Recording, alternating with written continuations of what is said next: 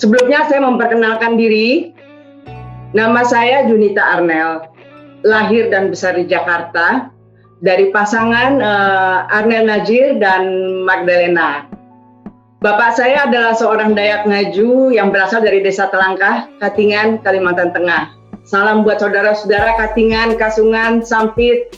Selamat malam. Saya menetap di Eropa sejak tahun 1998 hingga sekarang.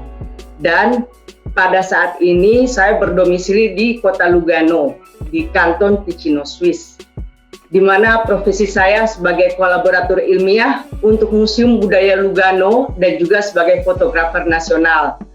Dan di museum ini sedikit saya katakan juga banyak kami mengangkat program-program budaya Ita, seperti terlihat dalam foto di mana saya mengangkat juga tentang topi-topi dan sapuyung, tanggoy dari daerah kita. Sekarang saya akan mencoba memberitahu di mana terletak Swiss sebelumnya. Posisi Swiss di Eropa itu terletak di tengah-tengah. Terletak dengan berbatasan dengan Prancis, dengan Jerman, Austria, dan Italia. Jadi Swiss itu berada di tengah-tengah, dibatasi oleh berbagai macam negara.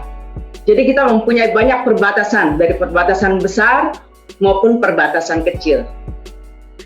Sekarang kita masuk ke Kanton Ticino. Jadi di Swiss itu ada 26 kanton, seperti kita bilangnya provinsi, dan saya tinggal di Kanton Ticino. Kanton Ticino merupakan kanton Swiss yang terletak di bagian paling selatan, di mana Kanton Ticino itu berbatasan dengan negara Italia. Berbahasa Italia dan berbatasan dengan negara Italia. Seperti yang kita dengar pertama kali di Eropa, permasalahan dengan virus COVID-19 adalah di Milan, ya. Milan, Italia Utara. Itu yang pertama kali keluar di Eropa, permasalahan dengan COVID-19, dan dekat sekali dengan kota saya di Lugano. Bisa ke diapo berikutnya. Ya, COVID-19 di Swiss, pertama kali pemerintah federal Swiss mengkonfirmasi kasus pertama positif COVID-19 adalah seorang pria yang saat itu dia melakukan seminar ke Milan pada tanggal 15 Februari. Di Milan dia kembali ke Lugano dan pada tanggal 25 Februari dalam jangka waktu 10 hari. Dalam jangka waktu 10 hari dia tertular, dan itu merupakan kasus pertama yang ada di Swiss. Jadi benar-benar itu di kota saya, tempat saya tinggal. Saat itu juga pertama kasus COVID-19 ada di kota saya. Setelah itu tanggal 16 Maret pemerintah federal Swiss mengambil alih. Jadi di Swiss itu pemerintahan federal. Biasanya kanton-kanton, pemerintah kanton bisa memberikan keputusan. Tapi pada tanggal 16 Maret, pemerintah federal mengambil alih dan menetapkan status Swiss sebagai status luar biasa. Jadi kami menggunakan kata-kata luar biasa, extraordinary. Kami tidak menggunakan kata lockdown, tapi menggunakan kata extraordinary. Di mana semua di usaha-usaha ditutup, hanya supermarket, apotik, dan layanan kesehatan yang dibuka dengan pembatasan tertentu. 1 bulan lebih kemudian, kami melakukan penurunan, pelonggaran tahap pertama yang dilakukan secara progresif. Di mana tahap pertama itu dimulai dibuka usaha-usaha yang sifatnya outdoor, ya. Jadi yang tidak ada kontak fisik. Kemudian pelonggaran tahap kedua dimulai pada tanggal 11 Mei. Dan pelonggaran tahap ketiga dimulai tanggal 6 Juni, belum lama ini. Jadi 2 hari yang lalu baru kami masuk ke dalam pelonggaran tahap ketiga. Diapo berikutnya. Kasus COVID-19 di Swiss.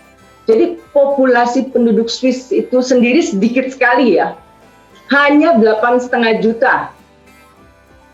Dibandingkan dibandingkan kota Palangkaraya mungkin sedikit sekali, seluruh Swiss itu. Tetapi tingkat penyakitnya itu besar, 30.956 orang yang terjangkit dengan tingkat kematian sebesar 6,2%. Kami memang masih di bawah dari Milan, karena Milan dari Italia, karena Italia itu 14,4%. Syukurnya kami sekarang itu bisa mendapatkan tingkat kesembuhan hingga 92,7%. Jadi sebenarnya sedikit sekali sistem kita itu kita coba untuk menutup semuanya. Seperti misalnya kehidupan dalam situasi luar biasa. Perbatasan semua tertutup. Seperti kita lihat di dalam foto, itu satu perbatasan kecil dekat rumah saya, perbatasan negara Italia itu tertutup. Kita tidak boleh kemana-mana. Bahkan pada saat itu juga untuk pertama kalinya pemerintah federal mengerahkan 8.000 personil militer Swiss yang dibilang tidak punya tentara, tapi nyatanya pada saat COVID-19 ini mereka mengerahkan kekuatan militer sebanyak 8.000 personil untuk membantu untuk keamanan, logistik, rumah sakit, karena kita semua ditutup. Dan bagi Swiss sendiri, situasi militer ini adalah pertama kali dilakukan setelah Perang Dunia Kedua. Ya, diapo berikutnya. Oke. Selain itu, kehidupan dalam situasi luar biasa, masalah bahan makanan, produk obat, dan kebutuhan sehari-hari terjamin. Stok cukup. Namun, kita tidak pergi ke supermarket. Kenapa? Karena kita tidak boleh keluar. Jadi, kita harus beli online. Tapi masalah online pun besar, karena di Swiss itu jarang sekali pembelian online. Tetapi pada saat COVID seperti ini, semua orang beli online, server meledak. Akibatnya, pada saat kita beli online, itu pembatasan browsing berlaku. Jadi kita harus mengantri untuk masuk ke dalam website belanja. Lalu pada saat kita belanja, kita dibatasin 10 menit. Jadi kita harus tahu apa yang kita beli. Beli ini, 10 menit, sudah. Dan itu pun 2 minggu barang baru diantar ke rumah. Bukan karena mereka tidak bisa antar, karena di sini kami tidak punya Gojek. Delivery service itu semua masuk dengan pos. Jadi pos yang tadinya hanya mengantar surat ataupun mengantar barang, sekarang harus mengantar sayur-sayuran, harus mengantar buah-buahan, makanan, dan mereka pun mengalami chaos. Sehingga kami harus menunggu selama 2 minggu itu kami atur bagaimana cara kami makan, bagaimana caranya supaya makanan mencukupi selama 2 minggu. Dan akibat dari ditutupnya perbatasan juga, kami mengalami masalah dengan masker wajah. Kami tidak punya cukup masker wajah. Jadi kalau kita ke apotek, kita dilihat tulisan no mask, tidak ada mask, habis mask ini. Kita harus inden, bahkan mau masker wajah pun harus inden. Jadi benar-benar suasana waktu itu chaos sekali dalam situasi luar biasa. Sekalipun kita cukup tenang untuk tetap diam di rumah. Sejak tanggal 6 Juni kemarin, pelonggaran situasi luar biasa memasuki tahap ketiga. Jadi dengan beberapa pembatasan yang tetap diberlakukan, seperti misalnya menjaga social distancing atau menjaga jarak sebanyak 2 meter, ya, seperti kita lihat di gambar atas. Di supermarket itu dibatasi, jadi kita menunggu, tidak bisa langsung masuk ke supermarket semua. Sebanyak 2 meter itu kita batasi. Begitu juga masuk seperti gambar di bawah. Gambar di bawah itulah gambar di tempat di museum tempat saya bekerja. Jadi untuk masuk, untuk bayar ke kasir, semua dibatasi dengan plexiglass. Begitu juga dalam supermarket, kasir pun tertutup terbatas dengan plexiglass.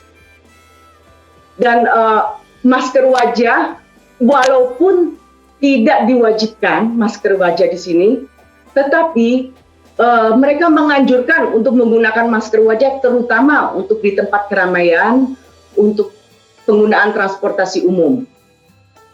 Dan juga untuk acara pesta dan pertemuan pribadi sekarang pada saat masa new normal, dibatasi maksimal 30 orang untuk ya acara pribadi. Sedangkan untuk acara events atau acara-acara khusus yang besar, mereka membatasi sampai 300 orang. Dan juga kampanye mencuci tangan dengan sabun, kalau bisa dengan sabun jauh lebih baik sesering mungkin. Kalaupun misalnya tidak ada sabun, kita coba untuk pakai disinfektan ya. Tapi mereka menyarankan untuk mencuci tangan sesering mungkin dengan sabun. Sedangkan kalau kehidupan new normal untuk saya pribadi, dengan adanya new normal, dengan adanya COVID-19, saya semakin mensyukuri anugerah kehidupan hari demi hari. Dan juga saya mengakui wabah COVID-19 memang masih ada. Walaupun kami saat ini sudah bisa keluar, sudah bisa pergi, tapi kita harus tetap menyadari, dan saya sebagai diri saya pribadi dengan keluarga saya, kami mengakui wabah COVID-19 masih ada, jadi belum hilang. Dan untuk itu saya memahami keadaan dan lingkungan yang tidak lagi sama seperti dulu. Jadi keadaan kembali normal, tetapi saya tidak lagi seperti dulu situasi dan keadaannya. Beradaptasi dengan peraturan demi kepentingan kita bersama. Beradaptasi. Jadi sekarang peraturan baru yang tidak seperti dulu lagi, kita coba untuk beradaptasi. Dan saya yakin manusia adalah makhluk hidup yang paling hebat untuk beradaptasi. Jauh lebih baik bisa beradaptasi dibandingkan makhluk hidup lainnya. Dan juga menjalani hidup sehat dengan menjaga kesehatan diri sendiri, kesehatan keluarga dan orang sekitar kita. Serta masker saya jadikan bagian dari code dress saya. Di sini saya juga ingin memberikan bagaimana cara memakai masker dengan benar. Kenapa kita harus memakai masker dengan benar? Karena tingkat penularan terbesar itu melalui hidung dan melalui mulut. Jadi kalau kita pakai masker, kita tutup maskernya, menutup hidung, menutup mulut hingga dagu. Itu bisa mengurangi penularan lumayan banyak, dan itu cukup baik untuk kita mencoba menggunakannya bersama-sama. Lindungi usia lansia.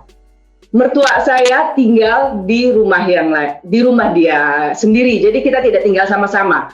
Untuk mengunjungi usia lansia, gunakan masker. Kami menggunakan masker untuk melindungi mereka, terutama mereka yang sangat rentan dengan penularan COVID-19. Dan salah satu yang ingin saya bagikan adalah bagaimana kita memanfaatkan lahan sekitar rumah kita yang ada untuk swasembada pangan. Kembali lagi kepada pengalaman saya yang harus menunggu 2 minggu. 2 minggu saya harus menunggu makanan, sayuran dari supermarket untuk datang ke rumah saya.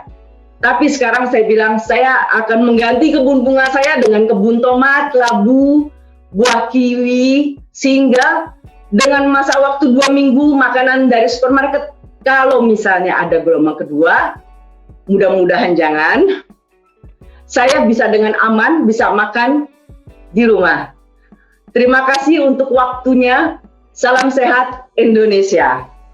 Peran media di sini saya meminta kepada Ibu Junita, mungkin bisa menyampaikan bagaimana peran media dalam kondisi seperti ini, apalagi di kondisi yang kemudian di tengah-tengah pandemi besar sekali.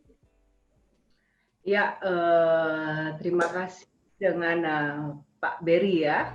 Pak Berry, kalau di Swiss sendiri untuk peran media untuk khusus berita tentang COVID, biasanya itu kita ada link khusus ya, link khusus untuk Swiss. Jadi kebanyakan orang untuk penduduk di Swiss, dan saya rasa juga sama ya untuk di Eropa lainnya, untuk melihat berita-berita tentang COVID, bagaimana situasi aktual, kita masuk ke dalam link khusus itu, ke internet khusus. Jadi sekalipun ada hoax, saya tidak bilang tidak ada hoax, tetapi masyarakatnya sudah bisa memilah-milah, dalam arti kita sudah diberitahukan melalui televisi, melalui radio. Kalau ingin mengikuti berita aktual tentang COVID, kita harus lihat link ini. Jadi peran televisi pun dan radio di sini masih sangat besar untuk memberikan penerangan kepada masyarakat umum. Jadi kita tidak gampang ya terkena oleh hoax. Dan mengenai clickbait itu ya memang saya perhatikan lumayan banyak ya. Kalau saya buka website tentang berita di Indonesia memang banyak clickbait. Itu yang tentang peran media. Mungkin saya bisa juga untuk menambahkan untuk penolakan tenaga kesehatan dan pemakaman. Mengenai penolakan tenaga kesehatan di sini di Swiss saya bisa katakan tidak ada. Kami tidak ada penolakan tenaga kesehatan seperti itu. Kami tidak. Biasanya kami yang sakit, misalnya saya demam, saya sudah ketakutan apa saya kena COVID atau bagaimana, saya telepon. Biasanya dokter tidak menyuruh kita ke dokter langsung, tapi mereka menyuruh kita 2 minggu untuk isolasi mandiri. Setelah itu baru kalau memang makin berat, baru kita ke rumah sakit. Dan di rumah sakit pun itu tidak ada penolakan ya. Sekalipun memang ada, seperti misalnya saya punya teman, suaminya dokter dan terkena COVID juga, dia isolasi di rumah. Dan kami tahu istrinya adalah orang kantor, jadi istrinya tidak kerja juga, tapi kami tidak ada penolakan. Setelah 2 minggu dia kembali ke kantor dan bertemu, kita sudah tahu dia itu sehat, jadi tidak ada masalah, kami tidak menolak. Sedangkan mengenai pemakaman, kalau di sini kami tidak ada masalah dengan pemakaman. Kami menyerahkan semuanya sesuai dengan protokol pemerintah. Seperti misalnya di Italia, Bergamo, Milan itu dekat sekali. Dengan rumah saya 1 jam, hanya 1 jam. Pada saat pemakaman itu ribuan peti mati. Ribuan, saya tidak bilang. Dalam satu hari bisa 3.000 peti mati yang dibawa. Jadi mereka juga tidak bisa berkata apa-apa. 3.000 peti mati dibawa dalam 1 hari. Itu situasinya dan penolakan tidak ada yang menolak 3.000 peti mati. Begitu ya. Mudah-mudahan bisa jelas. Terima kasih. Terima kasih Bu Yunita. Terima kasih Bu Alma. Sebelum saya terakhir ke Pak Teras Narang, saya beri kesempatan sebentar untuk closing statement dari Bu Junita. Silakan Bu.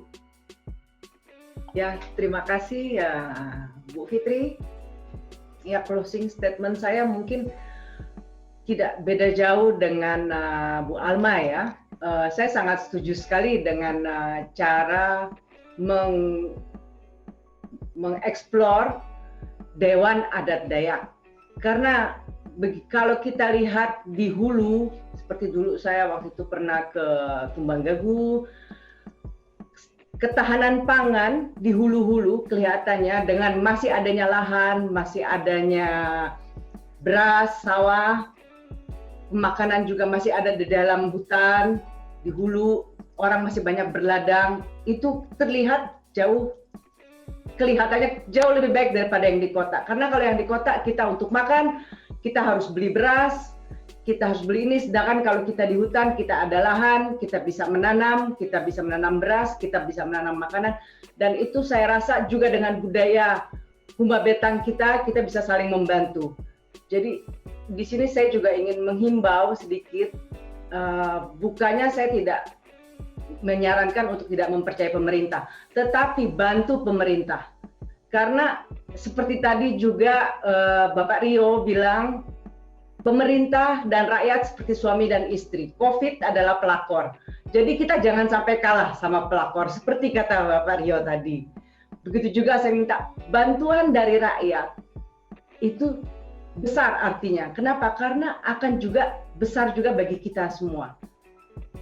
Jangan kita tanya apa yang bisa negara bikin untuk kita, tapi kita tanya apa yang bisa kita bikin untuk kita sendiri dan kita semua. Itu saja jawaban dan penutupan dari saya. Terima kasih atas waktunya. Selamat malam. Terima kasih Bu Yunita. Dari terakhir Pak Teras, closing statement sedikit untuk acara kita Pak dan penutupan dari Pak Teras Narang. Ya, nggak banyak yang saya inginkan. Yang paling penting Ela layak dengan Lewu. Itu satu. Kemudian kita harus tetap pahari bulat ate. Kita harus punya semangat yang sama. Karena walaupun kita berjauhan, tapi kita tetap harus ingat bahwa kita juga punya tanggung jawab untuk Lewu Itah, untuk Paharin Itah, dan untuk Hatala di Pangkahai. Yang jelas saya bangga, tidak ada kata lagi yang saya bisa ucapkan selain kebanggaan saya, rasa terharu saya, rasa cinta saya buat kalian semuanya. Ela layak, amun dia itah ewe hindai. Amun dia wayatuh pea hindai. Makasih. Terima kasih Pak Teras Narang untuk closing statement yang luar biasa. Saya tidak menyimpulkan sama sekali. Yang pasti saya berterima kasih untuk seluruh partisipan, baik lewat platform Zoom, baik YouTube maupun Instagram, yang masih setia sampai kurang lebih 4 jam menuju 5 jam kita bersama-sama dalam acara ini. Dan akhir kata kami mengucapkan sampai bertemu di sharing series yang ke-6. Ditunggu saja karena akan luar biasa. Dan kemudian maju Lewu, maju utus kita, salam sehat dan tabe berigas. Wassalamualaikum warahmatullahi wabarakatuh. Terima kasih Pak.